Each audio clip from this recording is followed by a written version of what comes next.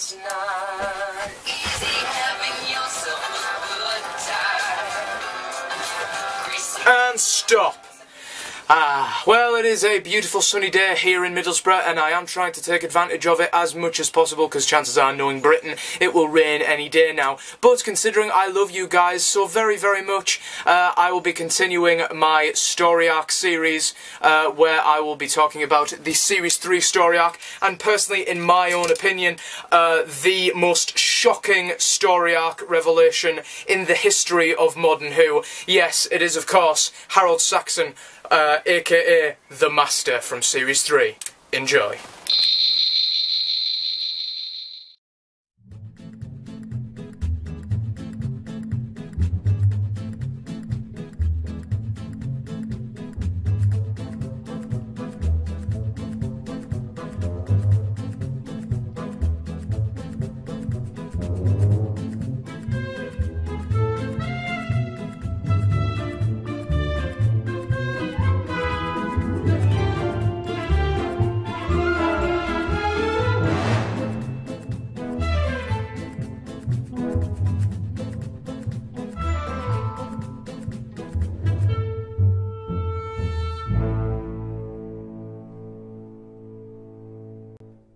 Well guys, this, believe it or not, has been the story arc that one of the ones that I've been waiting for since starting this. It was one of the huge highlights of thinking about doing this video series. I thought to myself, oh my god, I've just realised I get to talk about probably my favourite Doctor Who story arc besides the Time War. But really, this story arc is nothing new that Russell did for the past 2 years. Obviously, he gave us these little Easter eggs that we obviously didn't notice until we looked a second time. But that's the thing. Some people thought that Russell, and the way he did Doctor Who, the way he would hide these Easter eggs in the show, some people thought that that was kind of running low. I've heard some people say that that way of storytelling has kind of run its course now, and some people thought that that everyone was expecting them to hear that. But you can't expect that sort of thing, you know? You've got to be really, really eagle-eyed to actually, you know, hear and see the certain things that Russell puts in it. And sometimes I don't even think Russell's aware that he's actually put this stuff in it. I think he's literally just starting to think of it as they're filming. They're like, right, okay, put a poster there. Right, okay, what would be good? Make that guy say Harold Saxon. You know, I think he actually makes all this stuff up. You know, and like David said in his final Doctor Who Confidential, Russell makes it look as though he's had it all planned, when really he's just been making it up as he went along. You know, and he did that, and in some cases, Series 4, which I'll get to next week, in some cases, in some very rare cases, he does make it seem as though he has made it up as he went along. But for the first 3 years of his tenure as head writer, my God, Russell T Davies had done brilliantly, and in my opinion, Series 3 was possibly his best. And the reason why in the intro I said, in my opinion, this is possibly the most shocking story arc in New Who history, I think it's because the whole shocking revelation of John Hurt's War Doctor, that had been leaked by a Doctor Who hairdresser or something like that. Some stupid crew member had spilled the beans on what John Hurt was before the name of the Doctor had even aired. So, you know, so in those cases, leaks have been a huge problem for the BBC in recent years. But when it came to Russell's era, he was the head writer when leaks were very, very rare, and there were barely any of them. But the Master, as far as I know anyway, it was never revealed that the Master was ever going to be in it, because for that sort of shocking cliffhanger in Utopia, for that to actually work, that had to have a certain element of, oh my God, it's him. And it had such build-up. You know, it wasn't just, I'm the Master, bye. You know, it wasn't quick, you know? You had this character in the form of Professor Yana, and you thought to yourself, this guy's so nice. oh my God, you really want him to live. You think to yourself, oh, he's going to die at the end of the episode. You think to yourself, oh, he's going to be one of those characters who's dead nice, and he's going to be one of those characters that dies at the end. Oh no! Oh my God, what happened? Turned out he had a fob watch. I watched that and I thought, no. No, I was more shocked than Martha was. I was like, oh my, he is not a Time Lord. He cannot be a Time Lord. I'd only just recovered from that rather heartfelt conversation that the 10th Doctor and Jack Harkness had. I was only just reeling from that. And now I suddenly find out that Professor Yana might be a Time Lord. But not just that, the Master. And some people in the modern era might not have known who the Master was at the time. But me, I was researching it, I think, about a year into being a Doctor Who fan. I think I did quite a lot of research. I was just Googling all the time and just, typing in Doctor Who and learning little tidbits about Doctor Who and certain enemies he'd made. And I specifically kind of had an interest in the Master, and I think I was one of the only people who were actually excited. Well, besides the classic fans who were watching it, one of the only modern fans to go, oh my God, it's the Master! Whereas most people were probably like, who the fuck's that? But probably quite a lot of people were thinking, some of the teenagers were probably thinking at the time, it's that guy from Life on Mars, which is also a great show, by the way, which is probably what kind of got him cast as the Master, really. I've never really gotten why Life on Mars was sort of a time-travelling show. Really, I mean, yeah, he goes back to the 70s, but he's technically in a coma, so not really time travel. Anyway, I guess I better talk a little bit about what actually went on throughout the series. It first started in Love and Monsters, where in series 2 there was a newspaper headline which said Mr. Saxon, and so honestly, Russell, he had 2 storylines basically going at the same freaking time. He had Torchwood going and Harold Saxon going at exactly the same time. That is just amazing, in my opinion. But of course, again, Harold Saxon was mentioned for the first time in dialogue when a man inside a tank had said something like "Orders from Mr. Saxon, fire!" And of course, for the past 2 years, we'd obviously seen Bad Wolf and Torchwood. So Harold Saxon, I think, definitely rang in our heads just a little bit like, right, okay, I'm starting to get hold of what Russell's doing now. I think I kind of get it now. But whenever you think it's something and everyone builds up their theories, Russell just completely throws it down and goes, you were wrong, and that's just something Moffat can't do, right? But anyway, I really don't want to get this into a Moffat rant because I'll be here all day. But yes, so series 3, of course, there was this huge campaign. You got to see these huge Vote Saxon posters all around series 3.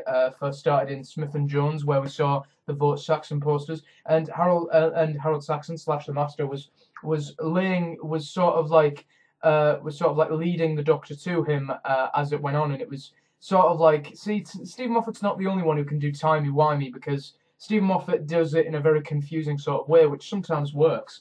But in my opinion, Russell used it in a way that wasn't too flashy. It wasn't showing off, but at the same time, it was definitely sort of mind twist at the same time. It was like, okay, Harold Saxon went back into and that's the thing. Russell, I think, shows his fandom for the show a lot more than Stephen Moffat did, because Russell, he definitely feeds in classic references in there without actually being too much in your face. Russell wasn't too much like, this used to be a show when your mum and dad were kids. He wasn't like proper like shoving that down your throat. He did subtly give us classic references that would make the classic fans just go, and then your child would just be wondering, Dad, what you doing? So it's just those things that Russell did incredibly well, and of course there was of course a great example of this is when Professor Yana has opened the watch and you get to hear a dialogue from the Master from the Doctor Who serial The Demons, and he says, "You will give your power to me," and that's just the one of many classic references that you get. And like I said about Professor Yana, he's an ingenious character that Russell's written right there. I mean, we never ever would have thought in a million years that this man, this kind old man, would have been the Master. We never ever thought this, did we? Or at least I didn't. You know, I always thought this guy was going to die in the end, but he didn't. You know, he turned out to be the Master. And when he uttered those lines, and Chantho was just saying, "Then who are you?" And he just says, "I am the Master." And Derek Jacobi, if I could possibly go back to within the narrative of the show and see any Doctor Who characters' origins, it would be the Master's, because come on, there are 12 lives that he wasted that we never got to see. You know, I feel like we've kind of been cheated out of this great characters sort of. We've sort of been cheated out of this man's, well, I wouldn't say great life, but sort of wasted life, really. And I always keep thinking, what's he been doing with these lives? What's he done? You know, is he even older than the Doctor? I mean, if he was up to his final life while the Doctor was up to his third, come on, he's obviously got to be a lot older than the Master. You know, I don't even think his age has been established. Then again, neither has the Doctor's. But yeah, I think that Professor Yana was an ingenious character that was created there, because he caught us completely off guard. I mean, there was the Doctor and Professor Yana building up the rocket, and they were just, and the Doctor was praising Professor Yana as if to say, "Man, you're a genius," you know, and they're having those heart-to-hearts that loads of doomed characters do with the Doctor. A man who the Doctor gets along with quite well, it always turns out the wrong way, you know, and this turned out the wrong way in a completely different way from what I was expecting, because, you know, it's just one of those character developments that you adore those characters, but then they're taken away from you so easily, you know, and it really does show the repercussions of time travel.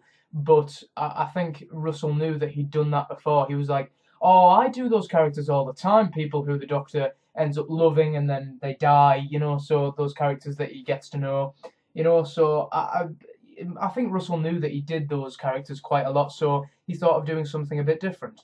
But of course, I'm going to now go into the final 2 episodes of series 3, which is, of course, The Sound of Drums and The Last of the Time Lords. A lot of people didn't like season 3, right? And fair enough, that's your opinion. And I've heard quite a lot of people say that it was the weakest series. I disagree. Okay, yeah, 42.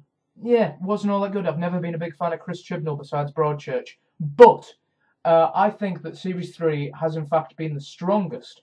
One of the strongest anyway, because the storyline was linear throughout. It had fluidity, and it had and it sort of grasped you. You know, there were those, like I said, and what Russell did incredibly well was that he didn't shove these things down your throat, but he did undoubtedly catch my attention, you know, and he didn't even have to try that hard. He was just like, put a poster in the background there. All right, okay, make that guy say Harold Saxon, you know. And one guy who I never really understood the role of was that mysterious man who was in the Lazarus Experiment, who was talking to Martha's mother, and was he a person who was hired by Harold Saxon to put a sort of wedge between Martha and the Doctor? Didn't exactly work quite well, because Martha completely disregarded her mother entirely, which is what we love to see with companions and their mothers. And Martha went into the bell tower in the church with the Doctor anyway. So who was this man? That was this just an employee of Harold Saxon? Who knows? And the story of Harold Saxon / the Master was never really to come into fruition until the end of time, which is something that again Russell made up on the spot, and again in some points which I'll get to in a couple of weeks' time. He definitely did sort of, you know, you could tell he made it up at some points in the end of time, but at the same time, it was just so brilliant and so brilliantly well done, in fact. But yes, the moment that I think was great for John Simm's Master in this two-parter was in fact his death. You know, he showed such comedy, and I don't think the Master showed that in the classic series. Now that me and Matthew are more learned about the classic series, and we've kind of gotten to the point where Roger Delgado, you're awesome, but all the Masters have had an element of panto, and that's something John Simm had cast out of our minds for. He revolutionized the character just like Christopher Eccleston did with the Doctor. You know, we were to this was the first ever time we were going to see the Master. So Russell had in his mind, right, okay, this man right here, John Simm, he's making the Master insane, and we all knew that the Master, you know, he was a few sandwiches short of a picnic, if you know what I mean. He was always a little bit insane, but nothing had actually compared because the Master was always portrayed by Roger Delgado and Anthony Ainley and Jeremy Beavers as these sort of character, as this character that was hell-bent on destroying the Earth, but in a very intellectual sort of way. He always said to the Doctor, "No, I respect you, Doctor, but you know what? I'm going to fucking kill you." But with John Simm, he was like a lost soul. The Time War had affected him just like it had affected the Doctor. The Doctor was keeping something from the Master about his people that obviously didn't even come into fruition then until the day of the Doctor, obviously. But the Master, I think, knew that the Doctor was keeping something from him, and I think he always knew that the Doctor knew something that he didn't, and he always hated that. You know, the Master was always thinking, the Doctor knows something about what happened to the Time Lords. I think he knew what happened to them, and I think the Master was trying to get one up on him, because the Master is a lost soul. He is a lost child, okay? And although in the classic series it didn't portray him as that, I think that in this modern texture, in this contemporary setting, I think this version of the Master, without a doubt, worked. Oh my God, it worked! It worked so incredibly well, because the Master, in my opinion, is definitely the James Moriarty to the Doctor's Sherlock Holmes. You know, and I don't think John Simm has. I don't think the Master has ever been portrayed by an actor as well as John Simm has. And yes, I think my favourite Master would go John Simm, Roger Delgado, and obviously Eric Roberts right down at the fucking bottom of it. But really, the Master was a lost child, and that's something that Russell had done incredibly well with such a modern setting. So really, I have to say that Series 3, again, it was nothing new that we had seen before. Russell had done the same thing that he'd done for the last 2 years. He's been head writer, and he just hidden Easter eggs in there, and we'd gotten used to it. But I don't think anyone at all got ready for the absolute shocker, which was the Master. I mean, as far as I know, there was no leaks. I mean, how old was I at the time? I must have been about 11 or 12, possibly. I think I must have been 12. And I mean, the shock of this character was seriously amazing. And personally, I think Series 3 was in fact the greatest of the modern era so far. So I must rate Series 3 a 9 out of 10. To be answering a few comments from last week's story arc review, which was of Torchwood. Owen Salmon says, when I was at Wales Comic Con, he's boasting a little bit there, only joking. I was talking with people who hated Doctor Who but loved Torchwood. It has its own fandom. The story arc was smart and well done, and it led on to a fantastic show. I think Yvonne was just doing her job. I'm sure she was a lovely person, and as she said, she did her duty for Queen and country. Actually, how did she not turn fully Cyberman? Anyway, great video, James. Bring back Torchwood, and bring back Torchwood in huge capitals. But yeah, I do agree. I mean, it was great how it led into a TV show. But when you first look back at Series 2, you think, how can that ever be a TV show? And at first you think, how can we associate Captain Jack with Torchwood? They're two opposites when we meet them, you know? The one is in Series 1 and he's a con man, and he's been left at the on the game station / Satellite 5. And then you get Torchwood, an organisation that stops alien incursions, and they're two completely different things. And Russell T Davies went and said, fuck it, and mushed them together, and it did so brilliantly well. And not only did he adapt the story of Torchwood and the institution, but he also adapted the character of Captain Jack Harkness first and foremost. So I think the way he did that was brilliant, and really I think it's amazing. And when I found out that that he did Miracle Day at first, I was like, oh my god, this is the first time I think. Was he in charge of Doctor Who? Matthew, was he in charge of Doctor Who when he did Children of Earth? Yes. Yes, he was. No, so. I don't. Yes. Okay. It was between the specials. Okay, good. So yes. Yes. Yes. Yes. Yes. Yes. Maybe. Anyway, so yeah, A Miracle Day was the first time that that he'd actually done something Doctor Who after he'd a Doctor Who related after he'd finished being after he'd finished being head writer, and I was buzzing about that. I was like, oh my god, this is the first Doctor Who like thing he's done for like 3 years or something. So it was really brilliant, and I was buzzing about that. But then Miracle Day, you know.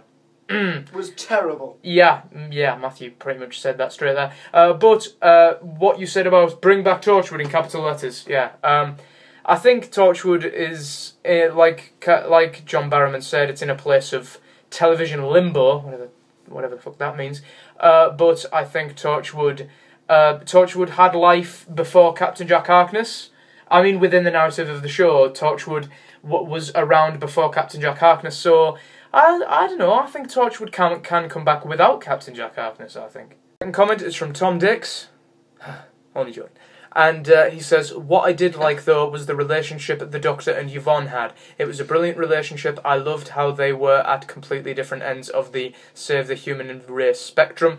One of the best examples of this for me is in the classic story, The Enemy of the World. It was just so interesting to see the Doctor face to face with someone who looked exactly like him. I really recommend you watch it. Oh, I have watched The Enemy of the World. I own it. And yes, it is an amazing story, one of my favourite classic stories ever, because you're right, the way Patrick Troughton portrayed the bumbling, idiot, hobo man that we loved in the Second Doctor, and then he goes and plays a European, monobrowed, evil, vindictive, merciless killer in Salamander. Just the two are complete opposites, and the way Patrick Troughton just played him, it showcased him as an actor brilliantly, I think, and he's one of those Doctors that I think it's one of those stories that are intriguing, unique, and at the same time just it's just completely amazing all round. And what you said about the Doctor and Yvonne, I completely agree. I mean, the relationship that the Doctor has with anyone who wants to save the world, but in a different way, it's definitely something that the Doctor has to deal with, and that's the beauty of the story arc that Torchwood had, which was they have the same goal, which is to save the world, but they have different ways about going about it, and it's the same with the Doctor and Unit. They can be at loggerheads sometimes, like with the 10th Doctor and the General in the Sontaran two-parter. They were at loggerheads because all the man did was carry around a gun, you know, and that's all the man did. He said nothing to the Doctor. He was just holding a gun, and the Doctor was being a total bastard to him. So they have completely different ways about going about saving planet Earth, but obviously, in the Doctor's eyes, he has a better way of going about it, which some people can argue can sometimes not work. Next comment is from Dr. Dan Alsop, who says Torchwood had a big lead-up and had a big finale, though we were never told how it moved to Wales. Yeah, you've got a point there. Matthew, were we told if they ever went to Wales, how they ever moved to Wales? If they went from huge Canary Wharf to below Cardiff? No. It went from a big London institution to a Welsh institution. It's kind of like an anomaly, because when it showed the history of Torchwood, they were always in little places, and then it went up to a skyscraper, and then it kind of... Yeah, I guess that's what Russell was trying to get across, you know, like maybe Russell just wanted to say to people, right, Torchwood, it's kind of different from how you knew it, and of course Torchwood would be nowhere near as interesting. Oh, they did say that Canary Wharf was Torchwood London. Yeah. And that there was the London Torchwood, and then there was the Cardiff Torchwood. Yeah, so Torchwood had a different sort of branches, if you like. There could have been a New York Torchwood. Yeah, and stuff like that. exactly. Like Unit was all over, wasn't it? Exactly, so there could have been different branches of Torchwood. You know, Torchwood could have been spread across the entire world, who knows? And, of course, it got spread to America. Anyway. Anyway, it makes me feel constipated. Well... So it makes Matthew get physical diarrhea. That's awful. That is just awful. Really is. That's what Torchwood Miracle Day did to us. Excuse me, I need the toilet there. Yeah. Matthew, don't ruin my toilet again! Sorry, Jamie, just, you know what? I'm done. I didn't reach the toilet in time, so yeah, I'm just gonna sit here and there. Anyway, Oh dear. yeah, different branches, This is very uncomfortable. all that. Final comment is from Brian Avenger, who asks a very, very nice question. He says, could the Doctor ever face the 456 or Weevils, and what if Miracle Day was a Doctor Who storyline, Doctor Who Miracle Day, and the miracle was made by the Time Lord? So, very interesting question indeed. About the 456, I think the fact that, if you've seen Children of Earth, obviously you have, I mean, this creature is such a disturbing one. I mean, wow, when I saw Children of Earth, I was actually quite shocked at how dark it went. Season 2 was, obviously, it had aspects of sexual content in there. Obviously, I mean, you couldn't get more sexual than Season 1, Episode 2, could you? With that sex-crazed alien who fed on orgasmic energy. Wow, that scene with Gwen, though. Wow. Yeah, there's something Owen can talk about with you, Matthew, for quite a while. But yeah, I think Torchwood is far too adult for the Doctor to face. But like I said, I'm not too sure that that those sort of enemies would work for Doctor Who, because it's not like the Doctor keeps his travels PG. It's not like, right, okay, the enemy that we'll fight today, it won't be as adult as I'm usually used to, because what if there's cameras on me and in a parallel universe I'm nothing more than a TV show? So, you know, hey, Doctor Who, it's capable of all sorts. But the Weevils, I think, are strictly... The Weevils did appear in the final scene of the Pandora Opens, and there was a Weevil that I spotted there, and a Hoix from Love and Monsters. Yeah, I'd love to see an episode where the Doctor fights the Hoix, but just not Love and Monsters at all. I think the Hoix was simply just a creature to just be there, just for some shenanigans for the Doctor and Rose to get with that crossing corridors thing, like out of Scooby-Doo. Anyway, we'll probably get to that in our Bad Doctor Who marathon, don't miss it. Anyway, but yes, I'd love for the Doctor to fight the Weevils, but like I said, I think I don't think the whole fangs and drooling and dog-like mannerisms, I don't think that's beyond Doctor Who. Unlike the 456, where they basically use children as drugs. You know, the children apparently excreted some sort of gas that just felt really, really great to the 456. That's disturbing. That's mental, really, and it's just absolutely bizarre. Too bad the Doctor wasn't there to save him, because Peter Capaldi was in it. Anyway, but yeah, and finally about Doctor Who Miracle Day. I think Miracle Day was strictly sort of set as sort of in like an American setting, but I would love it if the Time Lords, if the Doctor was fighting something that the Time Lords had created, because it would be great to see a story like that again. The Time Lords getting evil again, you know, because the Doctor did say in Time of the Doctor that he did say that the Time Lords would come in peace if they ever came back again. That would just be boring, don't you think? If the Time Lords did come back, there would need to be that evil aspect again. So I'm all for the Time Lords coming back and them getting up to some evil shenanigans, like with Baruza from the Five Doctors and you know and all these and the Master and all sorts. So I'd love for there to be another evil Time Lord going on, and that I think would make the show even more enjoyable. I can't decide whether you should live or die. You'll probably go to heaven. Please don't hang your head and cry. No wonder why your heart feels dead inside. Stone and cold and petrified. Lock the doors and close the blinds. We're going for a ride. And stop. A huge thank you to my girlfriend Caitlin Collins, everyone. Woo. Woo indeed. So then guys, please like this video, subscribe to our channel if you haven't already for some great videos over the next coming days. Also, please comment in the section below what you guys think about the Series 3 story arc of Harold Saxon / The Master, and where you would put him in your favourite story arcs. And I will answer them in next week's video. So then guys, I will see you on Wednesday, where me and Matthew will begin our Bad Doctor Who marathon.